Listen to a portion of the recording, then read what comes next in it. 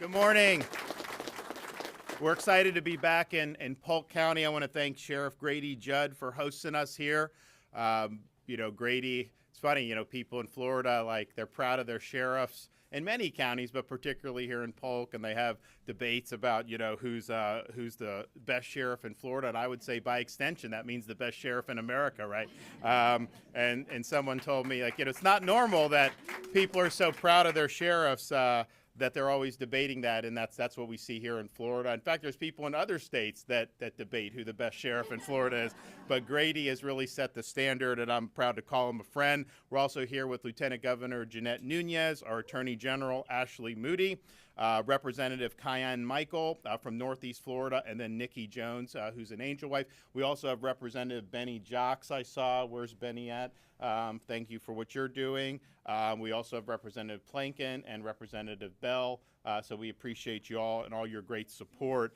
So we're here today, one, to build off a record of success with respect to combating illegal immigration. And if you think about it, if you go back 6 or 7 years in the state of Florida, we were not leading against illegal immigration at all. In fact, we were one of the weaker states with respect to illegal immigration. Since we've come in, we've done things like ban sanctuary cities throughout the state of Florida. Those were legal in this state prior to me taking office. We've also worked to enact harsh penalties for people that are bringing fentanyl into our community. 99% of the time, it's coming across the border. We make sure in Florida not to do things like sanctuary jurisdictions do, such as issuing driver's licenses to illegal aliens. That is not allowed in the state of Florida. We also make sure that you're eligible to work to be here with using things like E-Verify. That's a magnet that brings in a lot of illegal immigration if you allow an illegal workforce. So the legislature passed last year, and I signed E-Verify legislation. We also understood that, yes, Florida does not allow driver's license, but you had some local jurisdictions that were trying to issue, quote, picture IDs or community IDs to people here illegally. NGOs, non-government organizations, were trying to do that. So we passed legislation that I signed that said, no, you're not allowed to issue any type of ID to illegal aliens, including our local governments and our non-governmental organizations.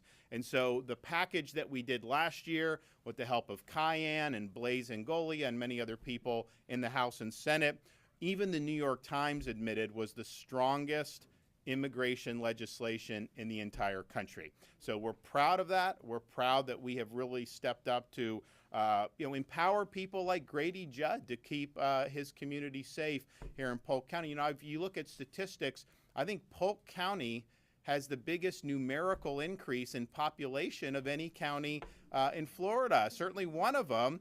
I grew up, it's west of here, but like anyone that grew up in Central Florida, Polk was viewed as very rural even 30 years ago. Now it's just booming, but part of the reason that's the case is because people know if you move to Florida, you're going to be treated well, but if you move to Polk, they're serious about law and order, and people want to be safe. And so that's really something that's been great. So we're proud of that, but we don't like to just sit and rest on our laurels. So I'm here today to be able to sign 3 great pieces of legislation, make some comments on another Senate memorial that was passed, and then give an update on what we're doing to prevent illegal vessels from coming and landing to Florida from places like Haiti. First, HB 1589. What you see is, yes, we don't give driver's license to illegal aliens, which you shouldn't. We don't recognize driver's license from other states that have been issued to illegal aliens, so that's smart. But you still have people that come and drive without a license. One of the biggest deterrents we can do for illegal immigration is to make sure people that are doing that are facing serious consequences. And so that's what that bill does. It increases the maximum sentence for people who are driving illegally without a license, and even provides mandatory sentences for repeat offenders. This is going to be a deterrent for illegal immigration into the state of Florida. You come here, you're not getting a license. We're not recognizing your California license that you may have gotten in a sanctuary state. You're going to come here, and then if you're driving and you're endangering people, and Cayenne will talk about that, and other people, and this is not academic. I mean, this is something that has shattered the lives of families with these folks doing what they're doing. So this is important. So I'm happy to be able to sign that. The other thing, the second bill is Senate Bill 1036, enhances penalties for a crime committed by an individual who returns to the country illegally after deportation. And what you find in some of these really significant incidents where people are getting raped or murdered is it's not only an illegal alien, but it's somebody that had already been deported from this country and then comes back to commit crimes again. So in the state of Florida, if you have been deported and you come to this state and enter our state and you're here illegally and you commit crimes, we are throwing the book at you. And you are going to regret coming to the state of Florida. So I'm happy to sign that into law. And then the other one is House Bill 1451. So I mentioned we don't allow local governments or non-government organizations to issue any type of identification to people that are in our country illegally. But we also want to make sure that they can't get a group in California to just issue them, and then our local governments are honoring that. So what this legislation does is it says no jurisdiction, state or local, can recognize those types of rogue identifications that are issued to illegal aliens. And so all in all, those are three very positive pieces of legislation. I'm going to sign those into law in a second after we hear from some of our speakers. I also just want to applaud the legislature for Senate Memorial 1020. So these memorials are calling on Congress to do certain things, are calling on the federal government. So they have called on the federal government to designate the Mexican drug cartels as foreign terrorist organizations. And I think that that would go a long way. It's something that I've supported for a long time. And they are foreign terrorist organizations because they are importing product into this country that is killing our people by the tens of thousands each and every year. Finally, give an update on I recently made an announcement augmenting our resources in southern Florida with respect to warding off a potential influx of vessels carrying illegal immigrants from places like Haiti.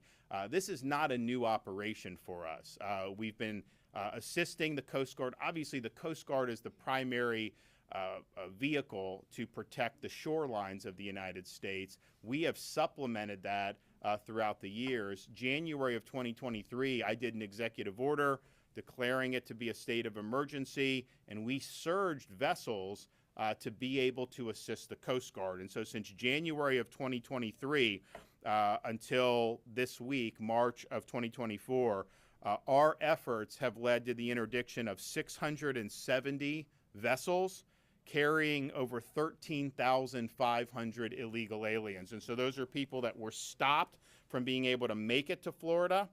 Those aliens get turned over to the Coast Guard, and then by law, they have to repatriate them to their home country. So we have a lot more ability to stop on the sea. If the Coast Guard decides to dump in our state, it makes it much more difficult for us because our tools aren't as good. So this has been a very successful operation. And so what we decided to do, given the situation that's happening in Haiti, some brutal reports that are happening, we want to make sure that we're protecting Floridians. And so we have authorized additional officers with the relevant agencies, Florida Department of Law Enforcement, Florida Fish and Wildlife. We've also augmented the National Guard, another 48 guardsmen, up to 133 soldiers from the Florida State Guard, and 30 additional officers from Florida Highway Patrol, 4 additional helicopters through the National Guard. So this is a significant augmentation. And I think the message is the last thing you should want to do is get on some boat and think you're going to come through from any of these islands to get to the state of Florida. The most likely scenario is you will be stopped and you will be returned to your country of origin. So it's a hazardous journey. It's not worth doing, and we have the resources that are going to continue to keep the people of Florida safe. just recently, within the last couple of weeks, and this will be made public later today, our Florida Fish and Wildlife officers interdicted a vessel that had 25 illegal immigrants, potential illegal immigrants from Haiti, in their boat, in their vessel. They had firearms, they had drugs, they had night vision gear, and were boating very recklessly, which would potentially endanger other folks. So that vessel was interdicted near the Sebastian Inlet, and those illegal aliens were turned over to the Coast Guard for deportation. So our folks have been doing this before we augmented this, and they're going to continue to do it. And we've got an incredible amount of resources that are now on display to be able to prevent. Now, what's different today than maybe in the past? Well, part of it is we have more resources that the state has been willing to put up, and this is not really our responsibility. This is the federal government's responsibility. Coast Guard does, by and large, a good job, but they're undermanned. They're under-resourced. So we're filling those gaps. I think one difference now is, and we see this with our folks that we have at the border, you have people coming across the southern border from all over the world. Haitians can get to the United States easier by flying to Mexico and walking across the border. And so I would anticipate if flights resume, that will likely be where a lot of those folks who are trying to flee, if they want to come to the United States, they're probably going to go to Mexico and then come in through the border, knowing that Biden will just let everybody in. Also think it's important to point out, we focus on the border. We're obviously doing things to interdict these illegal vessels, which I think is really important. But Biden is also flouting the law by creating an illegal parole program where he flies in people from foreign countries against the law and puts them into our communities. So, for example, you just had an instance where one of the people Biden flew in from Haiti is now charged with sexually assaulting a 15-year-old with disabilities in Massachusetts. And you think to yourself, how is that protecting our people? You're putting our own people at risk through violating the law, a policy that's not authorized under the law. It's a violation of parole, how that's used, and he's doing that, and it's causing a lot of problems. So yes, the border has been a huge issue. There's a lot of different ways in which this administration is flouting the law. So in Florida, we're going to continue to do everything we can to protect folks and to make sure that this state continues to be a great state to live in. Look, it's important to get the policy right. And we've got our policy so much better today than it was 6 or 7 years ago in the state of Florida with respect to illegal immigration. But you also need to have people that are going to be implementing that policy on the ground. And you have that here in Polk County under Sheriff Grady Jud. You have it across Florida with so many great sheriff's departments, police departments, and then, of course, our state agencies. All these people that have been out there fortifying our coastline, Fish and Wildlife, our National Guard, our State Guard, Florida Department of Law Enforcement, Florida Highway Patrol. These are folks that have been doing a lot. These are the same people that respond to Hurricane Idalia and the year before Hurricane Ian. A lot of the same agencies are down at the southern border helping Texas. And of course, they have a lot of work they do on a daily basis. And so we really appreciate what people are doing who are wearing the uniform to help to keep our community safe. So I think these bills will go a long way to helping make their job easier and make them even more effective. And I look forward to signing them into law momentarily. But before I do that, we're going to hear from some of our speakers. So first, we're going to hear from our Lieutenant Governor, Jeanette Nunez.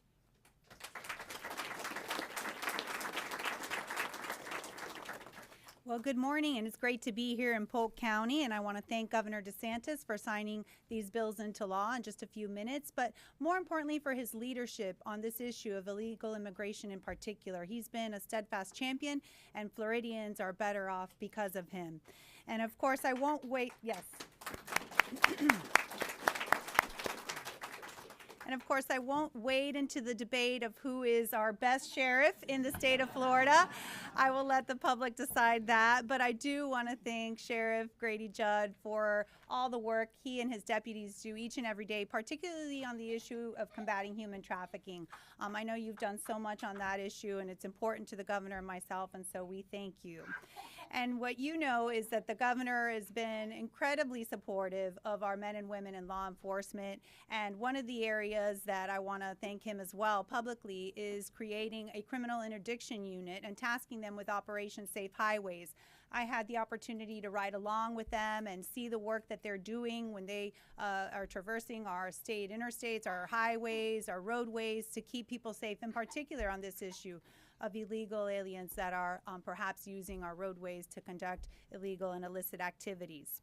And so I think we all agree that what is happening in this country is just incomprehensible. I don't know at what point it became acceptable to basically snub the rule of law and be derelict in your duties to protect Americans, in this case here in the state of Florida.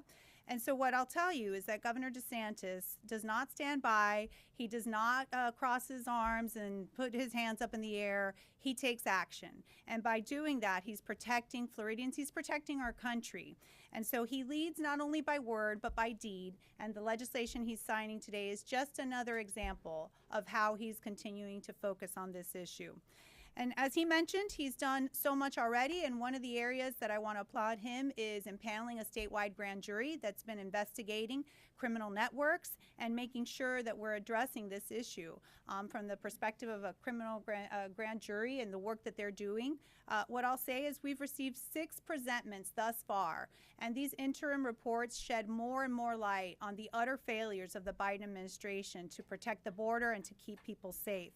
And what we've learned really is sobering, and it is the cause of much outrage, especially for those of us that care about law and order.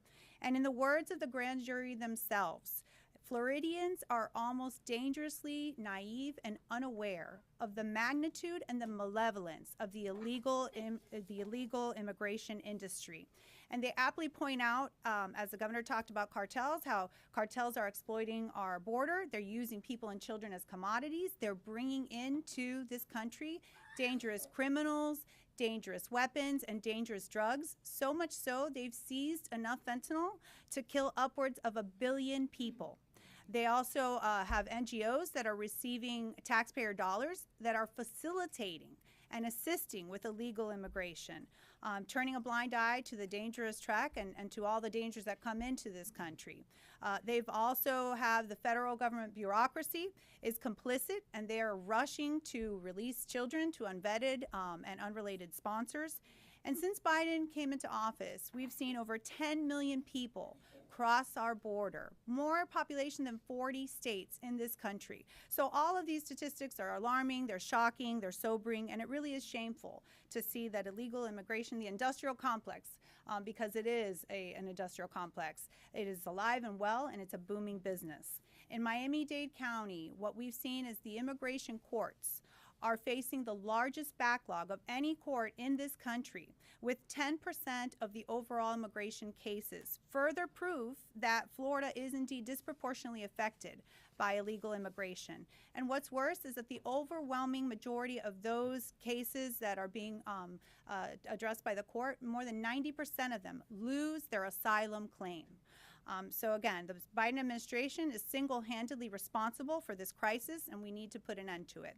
So that's why I'm so proud to stand alongside a governor that stops at nothing to protect Floridians. He's taken action, so much so that what you've seen is Florida is leading the way. Florida is a trailblazer on so many issues, but this issue in particular, and the support that we've offered those border states, but obviously with a focus on Floridians. So I want to thank the governor for prioritizing law and order every step of the way, and for his leadership in keeping Floridians safe. Thank you all very much. Okay. Attorney General. Well, thank you so much for being here with us today to celebrate this milestone in Florida. Certainly, this is a significant achievement by our legislature. Thank you for everyone here today who is shining a light on the challenges we face in this country. As you heard from the Lieutenant Governor, who's been a great Lieutenant Governor, thank you so much, and for highlighting the work of our statewide prosecutors and the Florida grand jury, who upon the direction and insistence of Governor DeSantis launched an investigation as to what was happening with transnational criminal organizations and how it was affecting Florida, those children that were being smuggled across the border, what we were seeing in terms of illegal immigration and the disastrous consequences of this president. And what we found is that you heard the numbers, 10 million people, 7 million of which we know came across the border because they were said welcome, processed right in, and then millions more that we never had contact with, smashing historical records. And what we know is that criminals have come into the country as a result of that breakdown in border security, which has been intentional, and it has been since day one, since President Biden has been in office. This governor recognized that this was going to be a real problem for the security and safety of our communities. We immediately started litigating against this administration, especially in the first month when our sheriffs told us that this administration had backtracked on all former policies and said, we're not going to deport those here illegally, committing serious crimes, committing felonies. I know everybody used to do that, but not under the Biden administration. That left our sheriffs and our police chiefs and our state officers on the front lines combating people here, committing crimes that should never have been here. The breakdown of the border, throwing open the gates, has allowed those criminals to infiltrate our country. Do not take my word for it as Attorney General. Take the grand jury's word for it. Take Director Wray's testimony this week in which he said, we know there is no doubt criminals have come into our country, are coming into our country, criminals related to transnational criminal organizations. In fact, even those organizations that have ties to ISIS. That was this week. This week, we also heard from a sheriff in South Florida who said we had a girl raped by 3 people here illegally. 1 came over at the beginning of this month, right across our border. And that is because the wide open border. Now, you heard the governor say it's not just the wide open border that's putting our community members at risk. It's also the programs that Biden has created. Never been done before, but now if you're in another country, he will bring you straight here. They've brought hundreds of thousands of people directly into our country and paroled them into the U.S. And as Governor DeSantis just said, we're already learning about those who are committing crimes. There is no doubt our country is left safe. Not a day goes by that you don't see someone that has been harmed by someone here illegally that should not be here, was not vetted when they came across, or they just escaped all detection because this is a historical surge. In fact, there are even mass release quotas by this administration. How would our personnel ever be able to keep up with that? And these programs that have been created, which are totally unlawful, we have fought every step of the way. We have been in court litigating to push back on these illegal programs. With the support of Governor DeSantis, he's been fighting ever since, not just about not deporting those here illegally committing crimes, but to stop these unlawful programs. We can't even deal with the ones coming across the border. Why are we bringing more unvetted into the U.S.? It is untenable. This governor has done more than any other governor in this country to lead efforts like the bills that we assigned today. I would like to thank Bernie Jock, Kyan Michael, Melanie Bell, Rachel Plakin. The legislative leadership for these bills has just been remarkable. They fought for these. They were on the floor for hours fighting for these bills, and particularly the one that's going to enhance the penalties from those that re-enter after being deported that are committing crimes against our citizens. They will also enhance penalties for those committing crimes here that are tied to transnational organizations. Our prosecutors worked with the statewide grand jury, and that was a direct recommendation from the statewide grand jury to our legislative leaders to say, please strengthen our laws, to make it harder for those here who are coming with a criminal intent to do harm for Floridians. This will make an enormous difference. And what I want everyone here to know is that state leaders shouldn't have to be passing laws or fighting in court against our president to keep our communities safe. This is remarkable. This has never happened.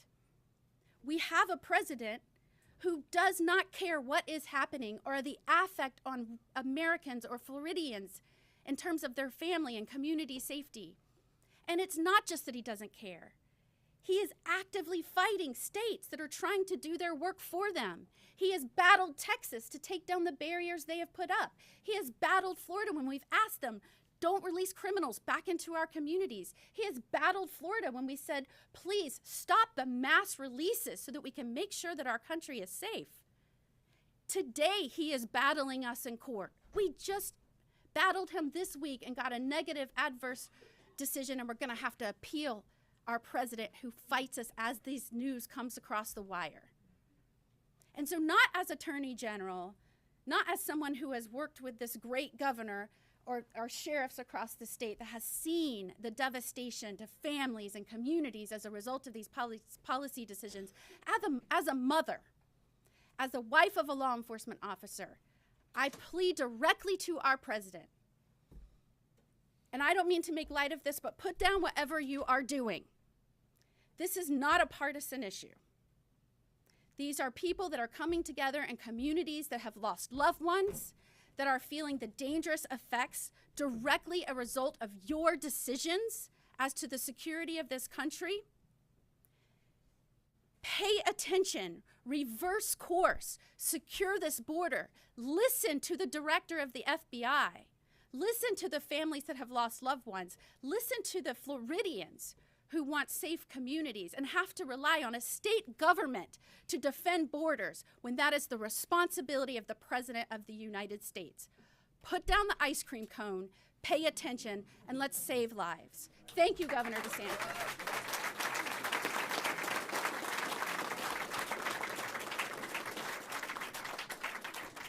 Grady always has some visual aids, so I'm just getting a little bit of a sneak preview of being able to see what he's got cooking. So. Thank you, Governor. You know, the governor would be disappointed in me if I didn't have these cards. And you never want your governor disappointed in you. It is truly my honor for you to be here today, Governor.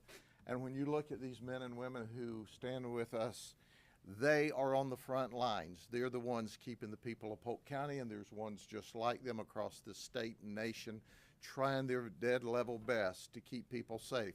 But we have to follow the law. And we wouldn't have the laws to do what we do without great governors such as you. And you are the man who's made such a positive difference. And you sent the message loud and clear. We're going to keep Polk County safe. We're going to keep Florida safe. We want the world to be safe, and especially the United States. But listen, I'm going to bring this down. You've heard the governor and our attorney general, who I think the absolute world of, who, go ahead and leave that down there. That's right. That thing's driving me crazy, and beside that, I got my star up here now, okay? So it's important. I'm going to get this right down to the lowest common denominator. You heard the governor eloquently say what he's doing to protect Florida, and he's doing all that he can to protect us. But look, for those of you in Congress and the executive branch, this is a secure border. This is an unsecure border. Everybody knows the difference, except for the executives and the Congress, who are absolutely, totally tone deaf. Now, for those of you who are slow learners, this is a secure border. This is another picture of an insecure, unsecure border, both.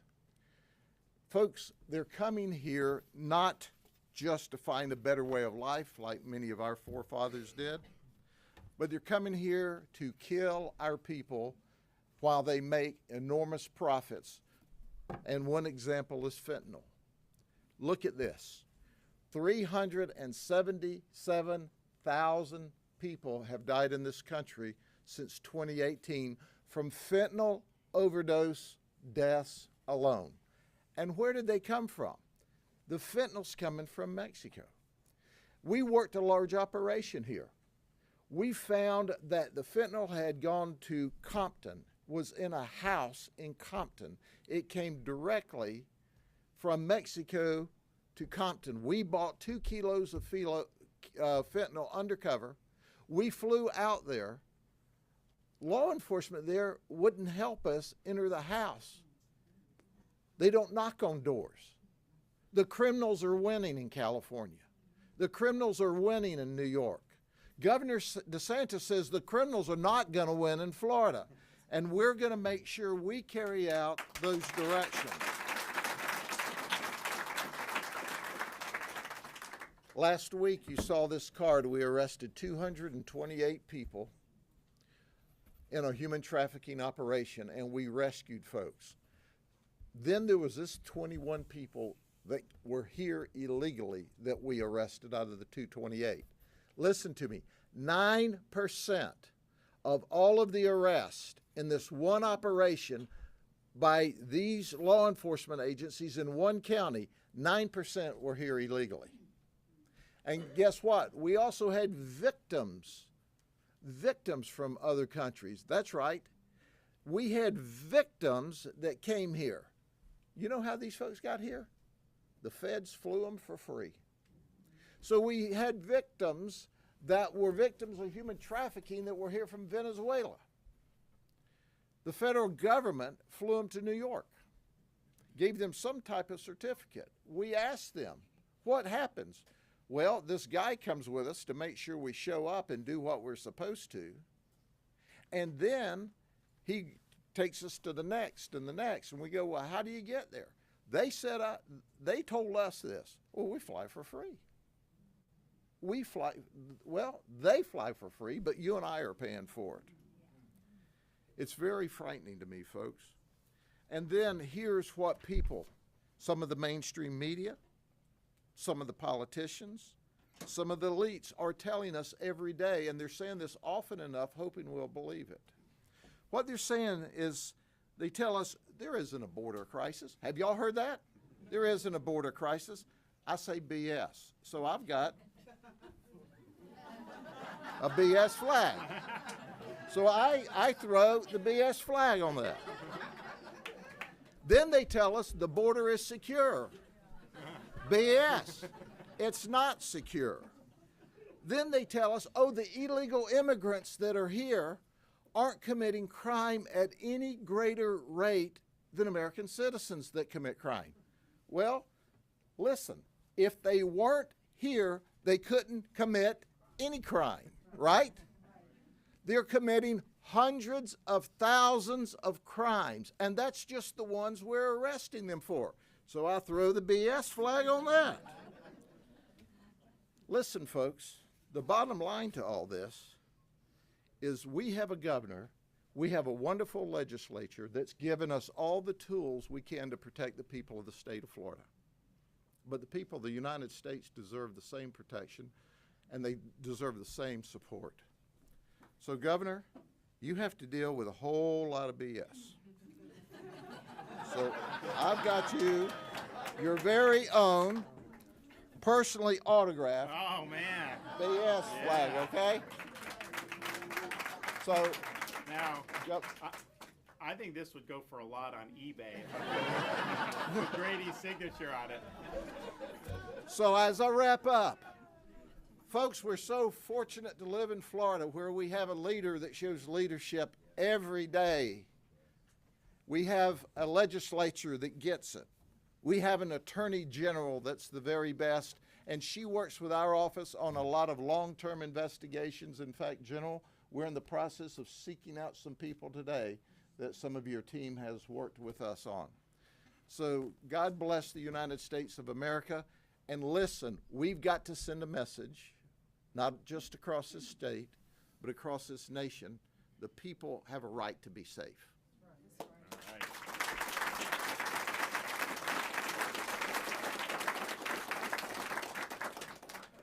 So our next speaker, I talked about where we were on all these issues and then what we've been able to do over the last 5+ years.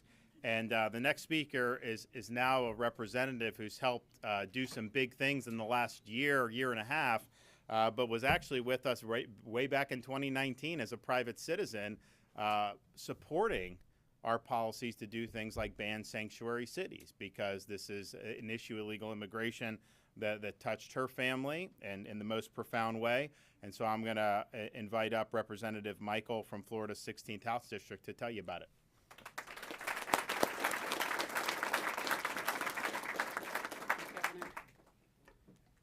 I'll tell you, it's hard to follow. Sheriff Judd. I just want to acknowledge our Lieutenant Governor, our Attorney General, Sheriff Judd, Bernie Jock. Oh, I'll tell you, we fought a good fight. I pulled you aside because I'm like, I think that they are just crazy. Help me here.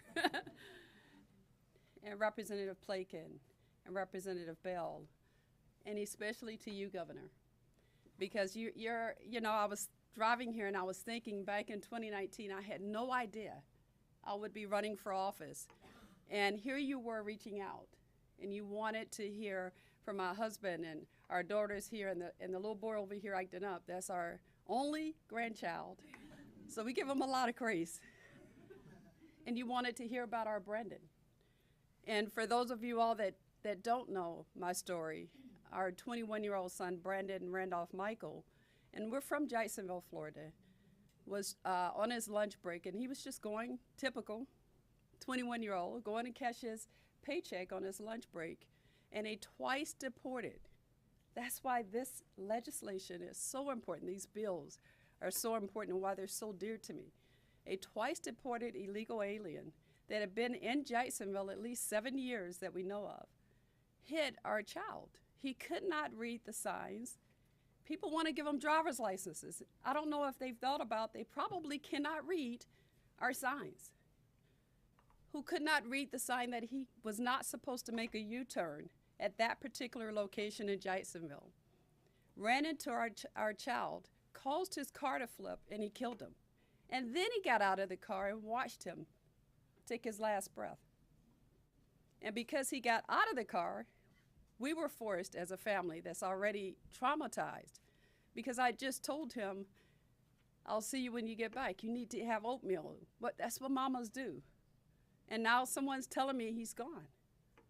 Every parent's nightmare.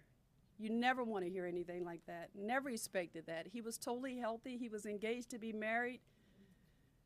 And he was looking forward to his future. He loved the Dallas Cowboys. Didn't care for the Jaguars too much, but. And now we are forced to go to court.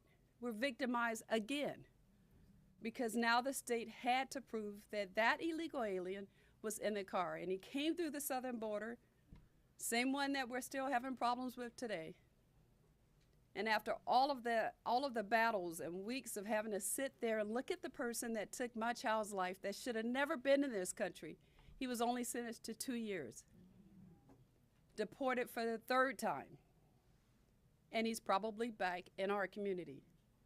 So when 2020 happened and I knew that Biden was going to do exactly what he said he was going to do, as a mama, that mama bear rose up in me. I'm going to run for office, because nobody's going to beat me arguing why our borders need to be and have to be closed. And nobody has been able to beat me. And I'm just getting started, I'll tell you that.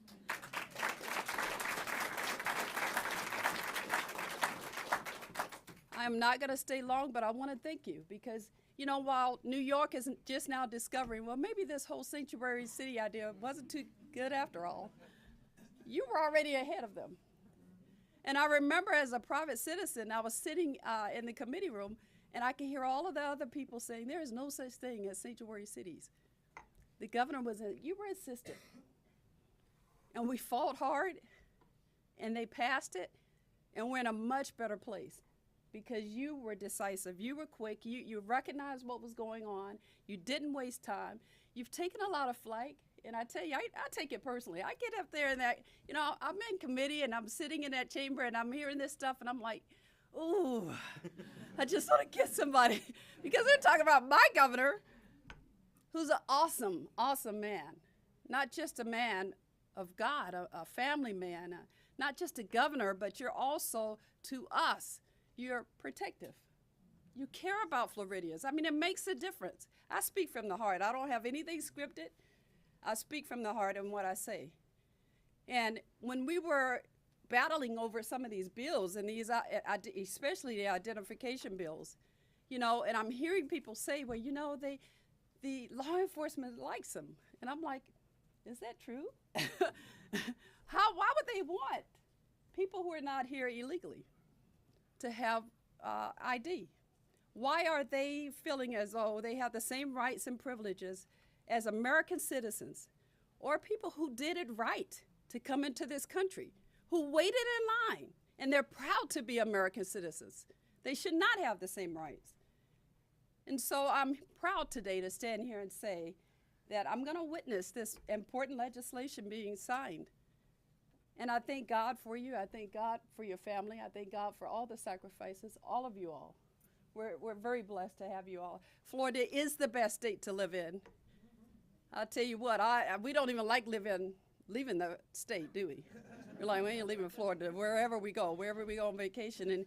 And just as I wrap up a short story, my husband and I were in southern Florida just a few months ago, and we were driving back to Jacksonville. We got hit from behind. We exchanged information. There was no damage to the car. That's what we do, right? We get back to Jacksonville. I show it to our sheriff's office. They look immediately at the license plates of this person. He's like, that's not a real license. Then they ran the information. That person doesn't exist. So this is real. It is happening. You've heard it so many before me.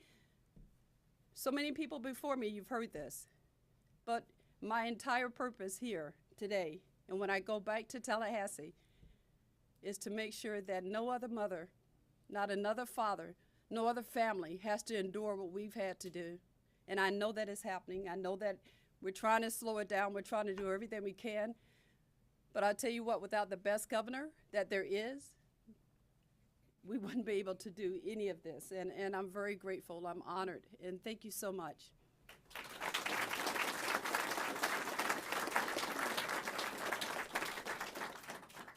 Okay, now we're also going to hear from somebody that's been touched in a very profound way by this issue. We have Nikki Jones.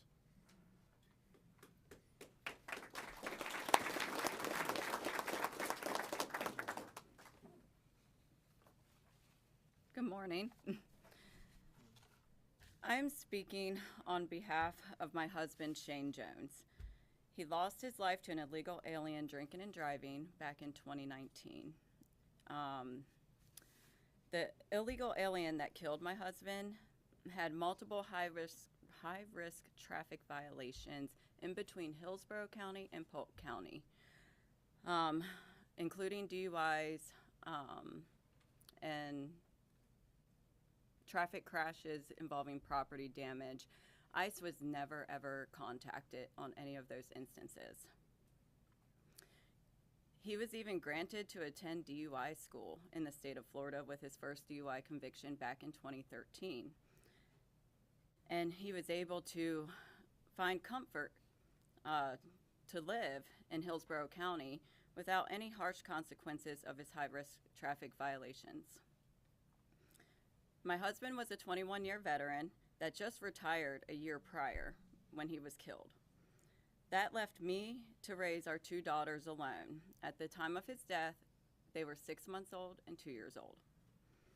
I am in support of these immigration bills being placed because if they were in place and upheld prior to my husband being killed and immigration law was followed through, I believe he would be alive today and my children would still have their father. But instead, we're sitting here today and my children are forced to live and get raised in a broken home. I not only want to speak on behalf of my family and children, but on behalf of all families in the state of Florida and the United States that have fell victim to illegal alien crimes. Not only are the families in this country being destroyed by high-risk traffic violations on a daily basis, but also in drug, sex, and child trafficking crimes. My husband did not serve his lifetime for this country and serve wartime on behalf of our country to just be killed on his own soil by a person that was illegally here, that had multiple opportunities to be removed and wasn't. Shane would have wanted our families to feel safe and not have our families and children destroyed at the hands of illegal alien crimes. In many cases, could have been 100% avoidable if laws, bills, and policies were in place and upheld. I want to thank Governor Ron DeSantis, Representative Michael, Representative Jocks, Florida Attorney General Moody, and Sheriff Grady Judd to allow the voices of victims of illegal alien crimes to be heard and recognized and supported. We are the voices that are often silenced, and I thank you for not only the support, but taking action on behalf of the families and children of these senseless, avoidable crimes. Great job. Great job. So we're gonna make this official momentarily. You know, part of it also, I mean, you've heard a lot of, I think really powerful stories about how the criminal activity has devastated families. And, you know, when you have a situation where someone like Cayenne is losing a son, or when you have Nikki losing a husband, I mean, those are bells that can't be unrung. And those are permanent scars, and that's just the reality that these families are now having to live with. Of course, there's other criminal activity that's done that may be short of that, but that is still devastating. Of course, we've talked about the drugs coming in and how people are dying, and they're really being poisoned by fentanyl, because you'll go out and people will think they're taking some pill, which maybe they shouldn't be taking, but it's laced with fentanyl, and that could be enough. So that's been devastating. But it's also the case just to have a free and orderly society. The sheer number of people that have poured in, even if it was all legal, you can't take in 10 million people like this. It overwhelms schools, it overwhelms healthcare, it overwhelms all the resources that are supposed to be dedicated to helping American citizens. And what Biden's administration does is he's really put people here illegally at the front of the line. You know, they can fly around this country without having identification. You would never be allowed to do that with TSA and all this other stuff. They'll put them up in hotels and pay for the hotels in ways that they wouldn't do for American citizens. And so I think what these bills will do, yes, someone comes and commits a crime after being deported, they're going to have the book thrown at them. That's good. We're ensuring that these local governments can't recognize any of these rogue out-of-state licenses, making sure it's, you know, driving without a license is going to be treated very seriously if you're here illegally. I think it's all good. It will reduce criminal aliens for sure, but I think it'll also just be a disincentive that Florida, you know, we probably have as many foreign-born as a percentage of any state, but we want people to do it right, and we don't want to have a massive number of people pouring. Look, we've got people pouring into the state from Illinois and New York and California as it is, and that's legally. You know, we can't have an influx beyond that. We just wouldn't be able to accommodate it. So I think that this will help recognize that just a massive number of people pouring into a country, that just doesn't work. And it's been really, really devastating to a lot of these jurisdictions. You know, they said they were sanctuary jurisdictions, so they were totally willing to talk the talk. Now when it's time to walk the walk, they're singing a much different tune. So we don't want to be in that situation. We're not a sanctuary state. We do not allow sanctuary cities, and we're adding to what, you know, when even the New York Times is admitting that our bills from last year were the strongest in the country, you know we must be doing things right. All right, let's go.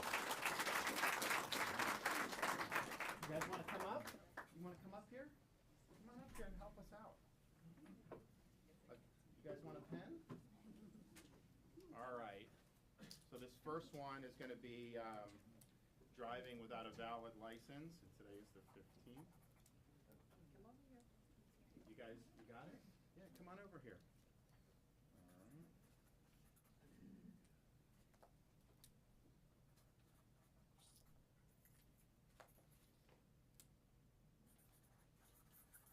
All right, that one's done. You guys want a pen? You want one? You want one? You want one? You want one? Yeah, just be careful. You know, we used to do the water kind. Anyone else want one? All the moms are like, go give them to the kids. Do we have the non-permanent anymore? We used to bring them to the kids. All right, so this is the one to ensure that local governments can't, we've already banned them from issuing IDs to people here illegally. This ensures that they cannot accept ID issued in another jurisdiction like California Illinois. All right, so that's that. All right, what do we got? Okay. All right, so we've got that. Oh! Moms, if you want to trade in the permanent, I'm giving you the option right here. So just take that. All right. Good deal. And then this is the criminal penalties for people that are committing crimes after they've already been deported from this country previously.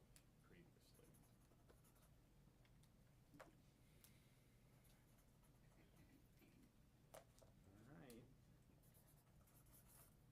There we go. All right. Jocks? All right. Anyone else? Any of the deputies want one? Yeah? Anyone else? Yeah? Okay. Okay. All right. So, looks like we've got here, here. I think I can do it. Got it? All right. And here. There we go. All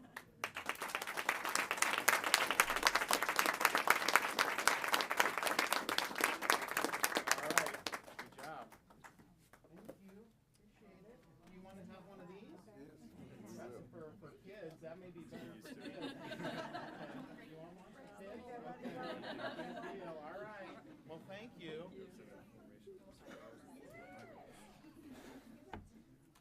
I'll let your mom decide which one you can keep and which one you can't keep.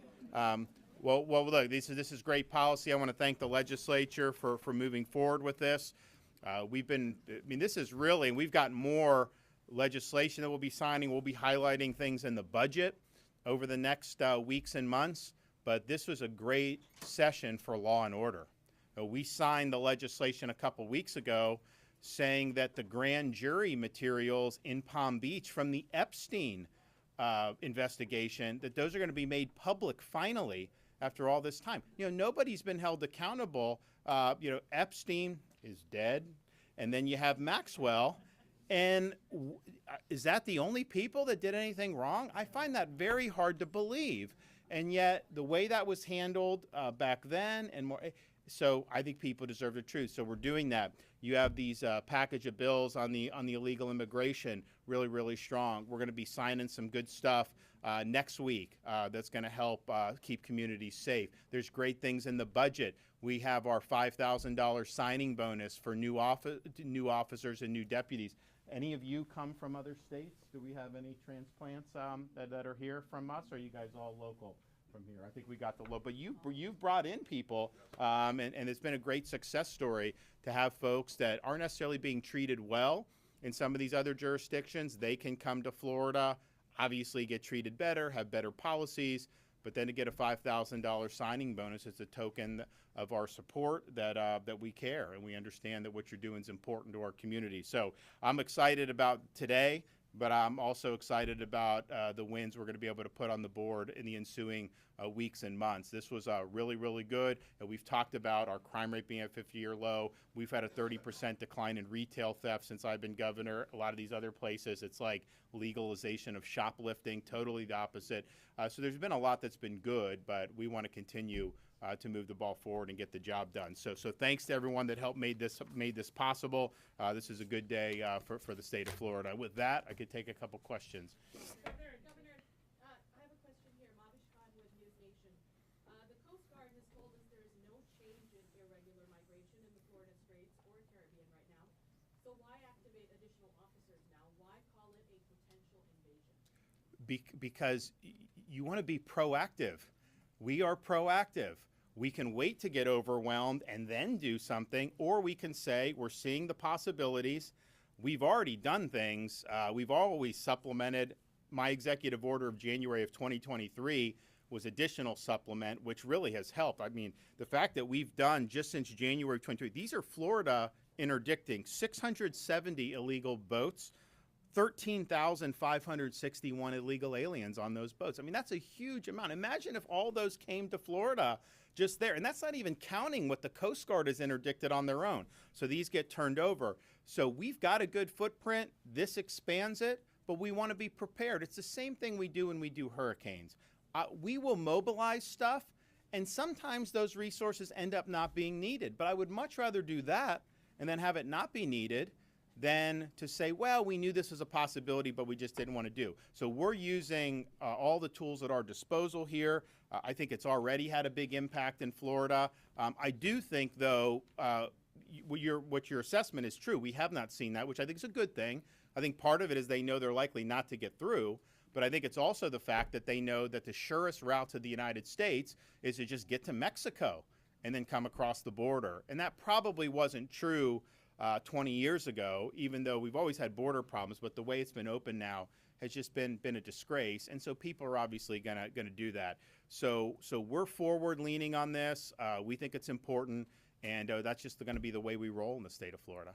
Governor, will the state be offering any help to local municipalities with the anti-public camping bill in the forthcoming weeks? Stay tuned on that. That's not a bill that I've processed quite yet, but obviously we're going to be moving on that soon. And the goal is we do not want to become like San Francisco or Los Angeles, where these homeless encampments overwhelm daily life for citizens, and it creates a safety hazard. There's drugs.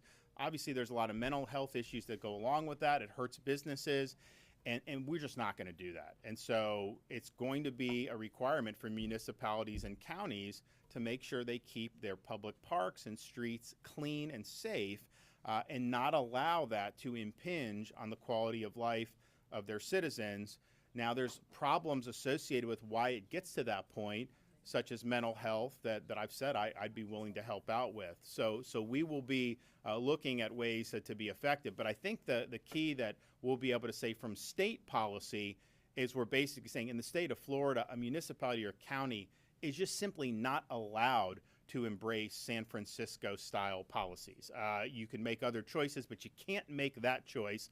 Why? Because every time that choice has been made, the result has been destructive, and we don't want that in the state of Florida.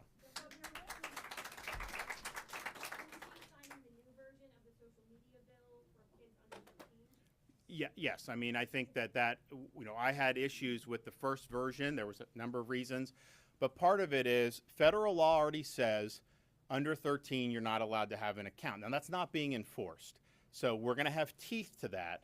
And then for the folks that are a little older than that, like 14, 15, it's going to be, okay, you can't get an account without your parents' permission. So we're empowering parents to be able to make those decisions. I've said for many years social media is a net negative on our society. I think it's a net negative on children. But I also wanted parents to have a seat at the table and not just say if someone's a freshman or sophomore in high school, that even if the parent wanted to authorize limited use, that we wouldn't provide that option. So I think that that's a good balance there that's being struck.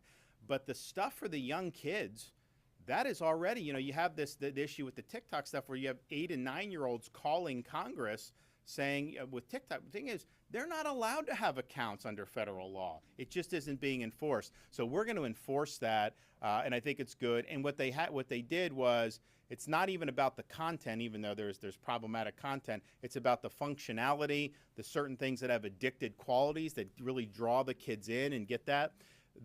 So I think what it does is it's really empowering parents the way it's structured. And the first bill didn't quite do that. And so we felt that they needed to do a little bit more for that. But look, I'm a dad. I got first grade kindergarten and pre-K 3. And all 3 of my kids have mentioned things like Instagram and Snapchat. When they do not get that in our home, we don't have it on our devices. They don't use it, but their schoolmates talk about it. These are things that are talked about. So I don't think it's healthy to have elementary school kids, on these phones all day. And one of the things we did last legislative session, 23, when we did the Teachers' Bill of Rights, one of the things that we did to help teachers was say, schools can tell kids that you have to check your phone at the front of the classroom and actually sit in class and learn and not be on your device the whole time. And the districts that have done that have reported everyone's a lot happier by doing that. And so this bill is part of that. How you deal with schools, I think there's a lot, but we really want our kids, I think, to not just be wedded to a handful of social media apps. I don't think ultimately that's something that is going to be healthy for our society as our kids grow up and their kids mature. And the thing is, with parents, I want parents at the table. I wanted to have the parental consent element to that. But at the same time, to just say, well, parents should just be able, they should be able to control everything. As a parent, you just can't control everything. There's all kinds of things that are there. And so I do think parents, would appreciate some support so that this is structured in a way that increases their chance of having successful outcomes with their kids. So that's really what we're looking at. And I'd also just point out, and I've been one that's been saying, not every use of social media is bad. There's kids that use it. There's kids that have learned from it and stuff like that. You have to acknowledge that. But, and I think Grady would echo this, social media is like a predator's best friend. I mean, when they're going after minors, if they can get on social media and have access, oh man, that's all that they want to do. And that's very, very destructive. And when I was growing up, a predator could be in the neighborhood and try to do something, which was obviously a problem. But now a predator can be in your home virtually on a social media account talking directly to a 12 or 13-year-old kid. That's a huge, huge problem. Governor, do you have any plans to sit down with the insurance industry to ask for lower rates? It's kind of crippling a lot of working class and fixed income. Well, I mean, I think, if I could just wave a magic wand, obviously we would love to see. So, but what we did with the legislative leadership in 2022, so even before they took over, they passed a big reform of the market. You now have 7 companies that have actually come in. You have a huge depopulation of Citizens. And interestingly, there's a big chunk of the people that were taken out of Citizens that actually have lower rates than they had under Citizens, which you can believe that. So that's progress. What we did in this budget was provide the My Safe Florida Home, so over $200 million where people can apply for grants. And this is for middle income and low income homeowners. You can apply for a grant and you can get 2/3 of the repair or the improvement through the grant. So you do that, and the people that have gone through the program, 70% have had either a reduction in rate or a stabilization in rate.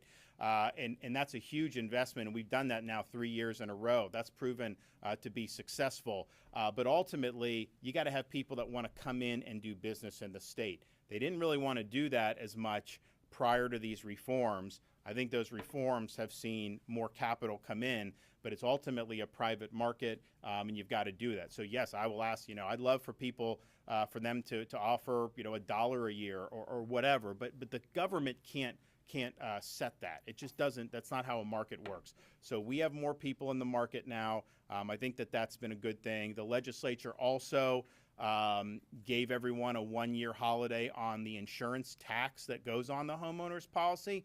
Not saying that that's going to necessarily mitigate everything, but every little bit helps with that. And so that is something that we'll sign into law with respect to the tax package. I do think there's other companies that are looking to enter Florida's market.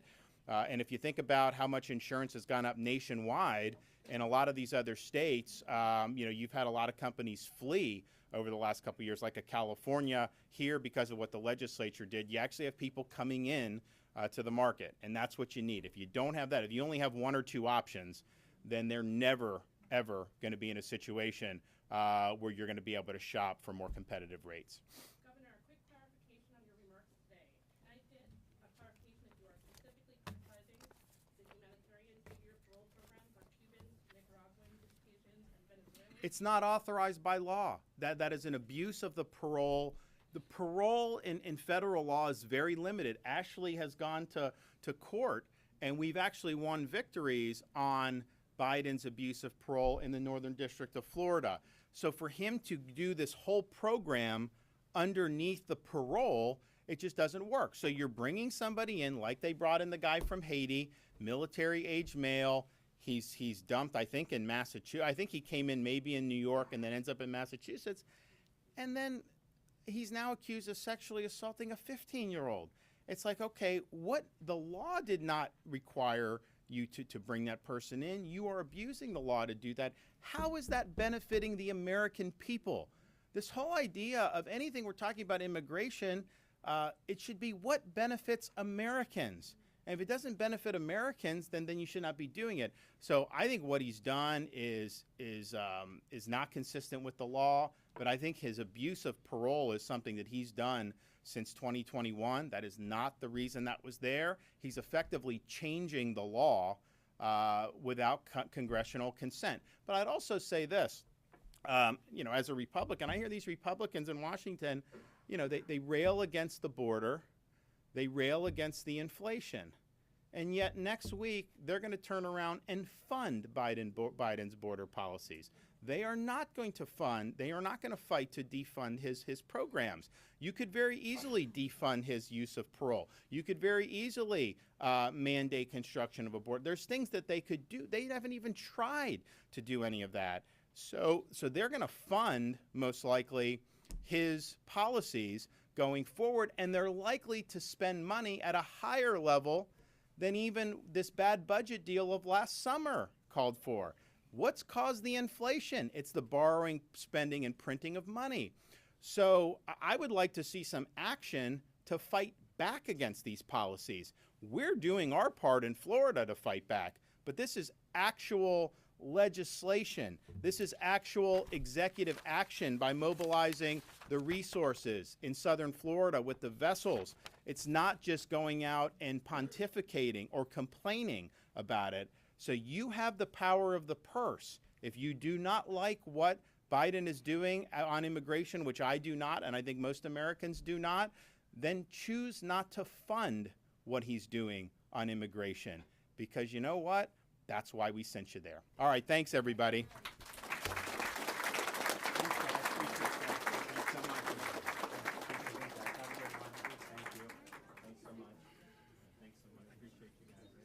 God bless you.